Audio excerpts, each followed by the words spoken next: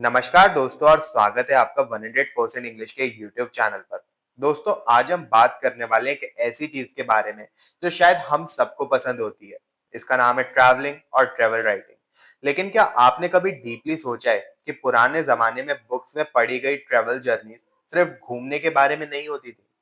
अगर हम हिस्ट्री में पीछे जाएं, specially European age of expansion के टाइम पर, तो ट्रेवल राइटिंग एक्चुअली एक बहुत बड़ा टूल हुआ करती थी। कैसा टूल? कोई गैराज में यूज होने वाला टूल नहीं। उस जमाने में इसका एक सेक्युलर और बहुत ही अथॉरिटेटिव विजन होता था, जिसका मेन पर्पस था रिसोर्सेज को देखना और नॉन वेस्टर्न दुनिया को मैप करके कैटेगराइज करना। यानी कि ट्रैवलर जो देखता था वही फाइनल सच मान लिया जाता था। लेकिन दोस्तों वक्त बदला और लिटरेचर में एंट्री हुई पोस्ट कॉलोनियल ट्रेवल राइटिंग की। इस नए जॉनरा ने डायरेक्टली उस पुराने अथॉरिटेटिव कॉलोनियल वर्ल्ड व्यू को चैलेंज किया। और आज हम इस बदलाव को समझने के लिए एक बहुत ही लैंडमार्क डिस्कशन का डीप डाइव करने वाले हैं। ये एक बहुत ही फेमस इंटरव्यू है जिसे कंडक्ट किया था ताबिश खैर ने, जो खुद एक ब्रिलियंट थ्योरिस्ट और नॉवेलिस्ट हैं। इस इंटरव्यू में उनके साथ थे दो world renowned authors, Pankaj Mishra और विलियम डालरिम्पल। ताबिश खैर ने इन दोनों ऑथर्स को एक साथ इसलिए लाया क्योंकि इनके पर्सपेक्टिव पोस्ट कॉलोनियल राइटिंग की दुनिया को एक बिल्कुल नया नजरिया देते हैं। तो चलिए बिना किसी देर के डाइव इन करते हैं हमारे पहले कोर कॉन्सेप्ट में। तो शुरुआत करते हैं हमारे वीडियो के पार्ट 1 से, जिसको हम नाम देते हैं the myth of the objective traveller. आप खुद सोचिए, जब कोई ट्रैवलर किसी नई जगह पर लैंड करता है तो क्या वो उस जगह को बिल्कुल न्यूट्रल या फिर ऑब्जेक्टिव नजरिए से देख सकता है? हम अक्सर मानते हैं कि ट्रैवल राइटर्स जो लिखते हैं वो 100% ऑब्जेक्टिव सच होता है, लेकिन ताबिश खैर इस बात को बिल्कुल रिजेक्ट करते हैं। खैर का मानना है कि कोई भी narrator led travel writing actually fundamentally autobiographical होती है। इसका मतलब ये है कि कोई भी राइटर कंप्लीटली ऑब्जेक्टिव नहीं हो सकता। जब वो लिखता है तो उस वक्त के उसके अपने व्यूज, उसके प्रेजुडाइसेस और उसकी आउटलुक उस राइटिंग में झलकती है। इसको बहुत ही क्लियरली समझने के लिए एक एग्जांपल लेते हैं। मान लीजिए एक पर्सन कम्युनिस्ट आइडियोलॉजी में डीपली बिलीव करता है और वो किसी ऐसी कंट्री में ट्रेवल करता है जहां हिस्टोरिकली लेफ्ट विंग आइडियोलॉजी का बहुत बड़ा इन्फ्लुएंस रहा हो। अब ध्यान से सुनिए, उस इंसान के लिए ये ट्रेवल किसी नॉर्मल टूरिस्ट वेकेशन जैसा नहीं होगा। उसके लिए ये किसी रिलीजियस पिलग्रिम जैसा एक सेक्रेड एक्सपीरियंस बन जाएगा, क्योंकि वो एक ऐसी जमीन पर है जिसे वो अपनी आइडियोलॉजी का अल्टीमेट टेरेन मानता है।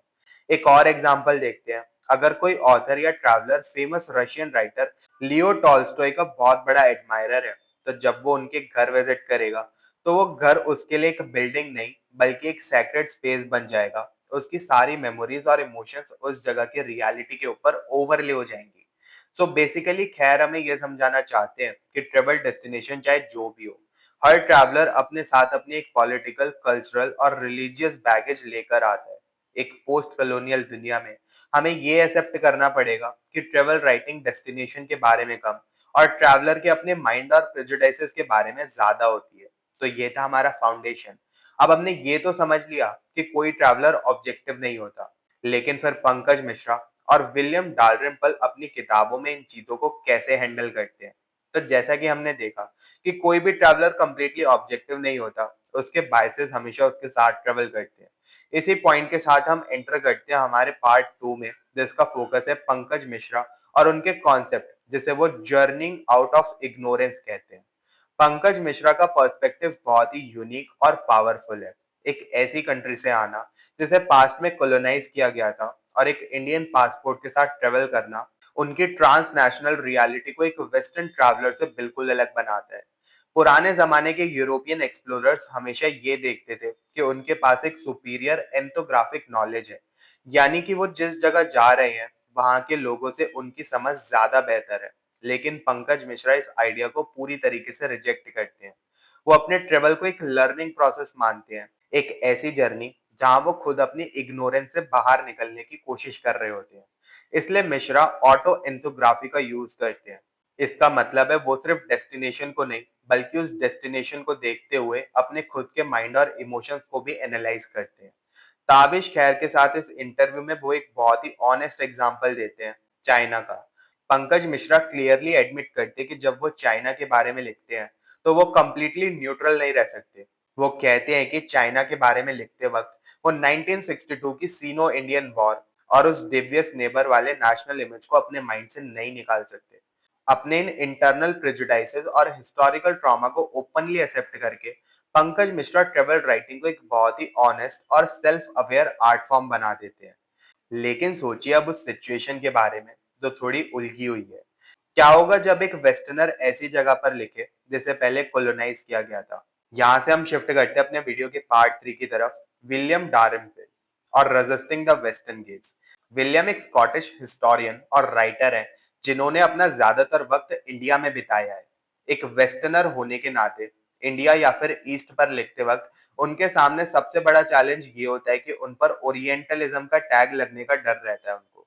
मतलब ये एजम्पशन कि वो एक गोरे इंसान के नजरिए से इंडियन स्पिरिचुअलिटी और कल्चर को एग्जॉटिक या फिर बैकवर्ड दिखा रहे हैं। तो वो इस ट्रैप से कैसे बचते हैं? इसका जवाब ताबिश खैर के इस इंटरव्यू में बहुत अच्छे से निकल कर आता है, स्पेशली जब विलियम की फेमस बुक 9 लाइव्स का जिक्र होता है।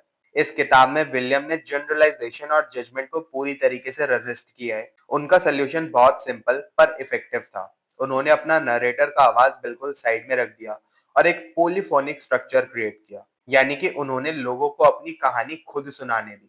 जब विलियम रिलीजन के बारे में लिखते हैं तो वो किसी वेस्टर्न थियोलॉजिकल लेंस या फिर थ्योरी का यूज नहीं करते, वो एक बहुत ही पेशेंट लिसनर बन जाते हैं।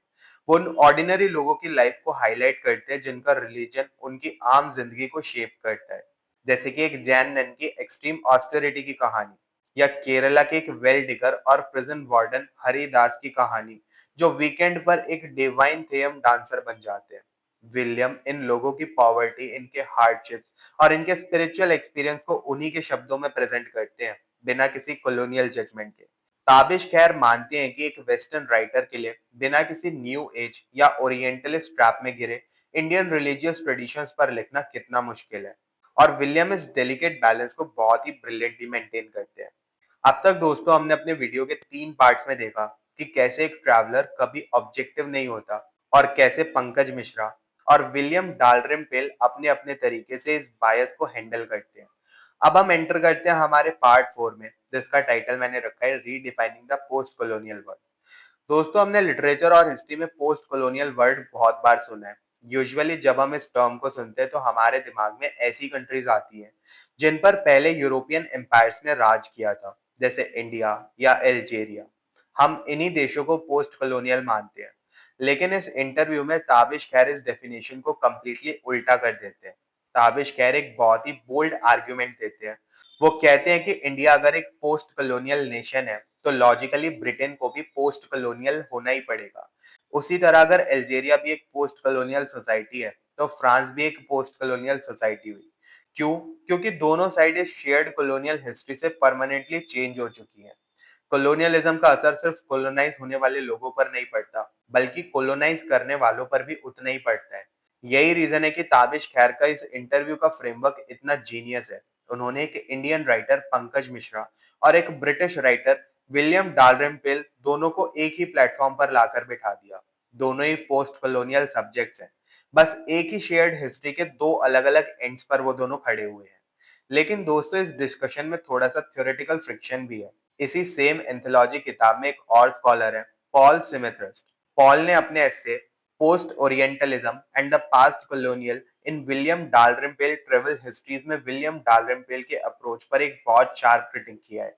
पॉल पॉइंट आउट करते हैं कि विलियम ने कई बार फेमस थ्योरिस्ट एडवर्ड सेड की ओरिएंटलिज्म थ्योरी को क्रिटिसाइज किया है और पुराने यूरोपियन स्कॉलर्स को डिफेंड करने की कोशिश की है।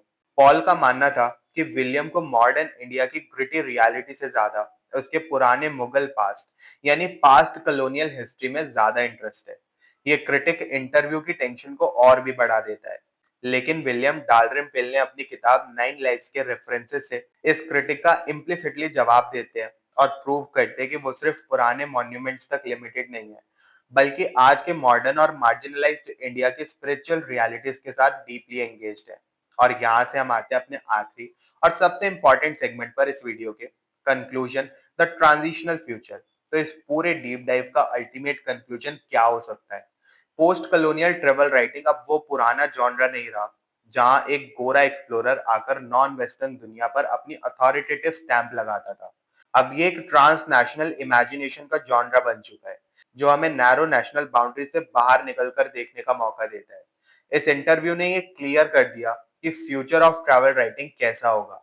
जैसा कि हमने पंकज मिश्रा के एग्जाम्पल से समझा, तभी जब पंकज मिश्रा ताबिश खैर के साथ बात करते हुए एक्सप्लिसिटली कहते हैं कि वो अपने नेशनल इमेज और प्रेजुडिसेस से फ्री नहीं हो सकते, तो वो हमें सिखाते हैं कि ट्रेवल को सुपीरियॉरिटी से नहीं बल्कि जर्निंग आउट ऑफ इग्नोरेंस की तरह देखना चाहिए।